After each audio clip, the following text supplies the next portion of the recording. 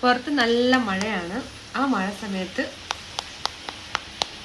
നല്ല പഴുത്ത പുളി ഇങ്ങനെ പൊട്ടിച്ച് ഇതുപോലെ ഇളക്കി ഇളക്കി ഇളക്കി ഇളക്കി ഉപ്പും മുളകും കൂട്ടി കഴിക്കുമ്പോൾ ഉള്ള ടേസ്റ്റ് ഉണ്ടല്ലോ. അയ്യോ, വായിന് ഇപ്പം തന്നെ വെള്ളം വരുന്നു. നിനക്ക് വന്നോ? അല്ല, ഇതിന്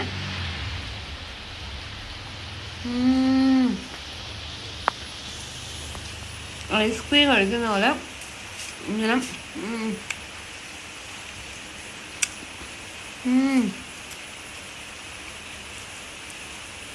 നിങ്ങൾ ശരിക്കും പുളി തന്നിട്ട് ഇത്രയും മയക്കമാണെന്ന്. ഇത് പുളിക്കുന്ന പുളിയല്ല, നല്ല മധുരമുള്ള പുളിയാണ്.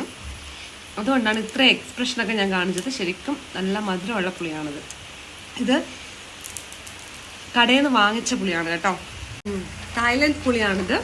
ഇത് 3ാമത്തെ ബോക്സാണ് ഇത് വാങ്ങിക്കുന്നത്. ഇതെവിടെയെങ്കിലും കാണുമ്പം എപ്പോഴെങ്കിലും പുളി കഴിക്കണമെന്ന് തോന്നുന്ന സമയത്ത് നമ്മളിത് ബോക്സായിട്ട് ഇങ്ങനെ വാങ്ങിക്കാറുണ്ട്. ഇത് 3ാമത്തെ ബോക്സാണ്. പുളിമുട്ടായിയൊക്കെ നമ്മൾ കടയിൽ നിന്ന് വാങ്ങിക്കാറില്ലേ, അതിന് പകരം എന്തുകൊണ്ടും ഇത് വാങ്ങിച്ച് കഴിക്കുന്നതാണ് നല്ലത്. അതെങ്ങനെയൊക്കെ ഉണ്ടാക്കുന്നതെന്നൊന്നും നമുക്കറിയാൻ പറ്റത്തില്ല. ഇതാവുമ്പം പുളിയുടെ ആ ഒരു പുളിയുമുണ്ട്, മധുരത്തിന് ആ മധുരവുമുണ്ട്. കഴിക്കാൻ നമുക്ക് ഒരു കെമിക്കലും ഒന്നുമില്ലാതെ നല്ല പുളിയുടെ ടേസ്റ്റിൽ തന്നെ നമുക്ക് കഴിക്കാം. പുളിമുട്ടായിന് പുളിയും മധുരവും ആണല്ലോ.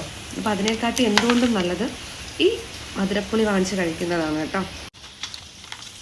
ഇനി ഇതെല്ലാം കഴിച്ചിട്ട് പുളിയങ്കുരു നമുക്ക് സ്റ്റോർ ചെയ്ത് വെച്ചാൽ ഇതുപോലെ വറുത്തിട്ട് പുളിയങ്കുരു കഴിക്കുകയും ചെയ്യാം. അപ്പം നമുക്കൊരു നെസ്റ്റ് ഫീലൊക്കെ വരും.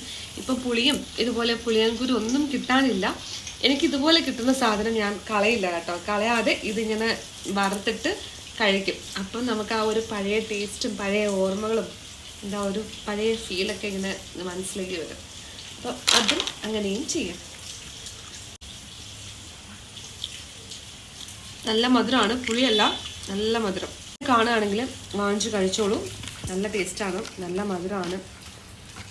പുളി കഴിക്കണം എന്നൊക്കെ തോന്നുന്ന സമയത്ത് നമുക്ക് മധുരമുള്ള പുളി തന്നെ കഴിക്കാം. ഉപ്പ് കൂട്ടി കഴിച്ചാലും ടേസ്റ്റാണ്.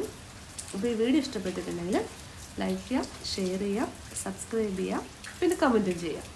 ബൈ.